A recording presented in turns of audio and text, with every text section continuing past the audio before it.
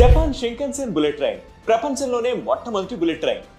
గంటకు 320 కిలోమీటర్ల స్పీడ్ తో దూసుకెళ్లే ఈ ట్రైన్ ప్రపంచంలోనే అత్యంత వేగవంతమైన రైళ్లలో ఒకటి. కానీ ఈ ట్రైన్ కి ఒక సమస్య ఉండేది. ట్రైన్ టన్నెల్ నుంచి బయటకు వచ్చినప్పుడు పెద్ద శబ్దం వచ్చేది. దాదాపు 400 మీటర్ల దూరంలో ఉన్న గ్రామంలో కూడా అది వినిపించేది. అది అందరికీ సమస్యగా మారింది.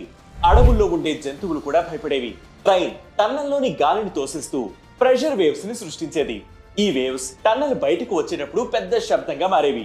అయితే ఒక జపనీస్ ఇంజనీర్ ఏజీ నకాట్సుకి పక్షులను గమనించే హాబీ ఉండేది.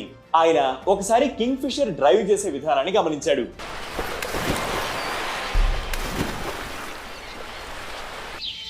ఈ పక్షి చేపలను పట్టుకోవడానికి నీటిలోకి డైవ్ చేసినప్పుడు అస్సలు సౌండ్ రాదు.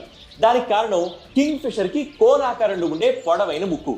ఈ ముక్కు నీటిని సునాయాసంగా చీల్చుకుంటూ ప్రెషర్ వేవ్స్ ని తగ్గిస్తుంది.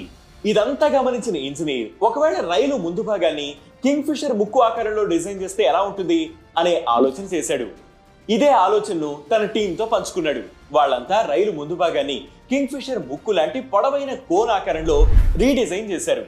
కింగ్ ఫిషర్ స్ఫూర్తితో రీడిజైన్ చేసిన షింకన్సెన్ ట్రైన్ సమస్యలను పూర్తిగా తొలగించింది.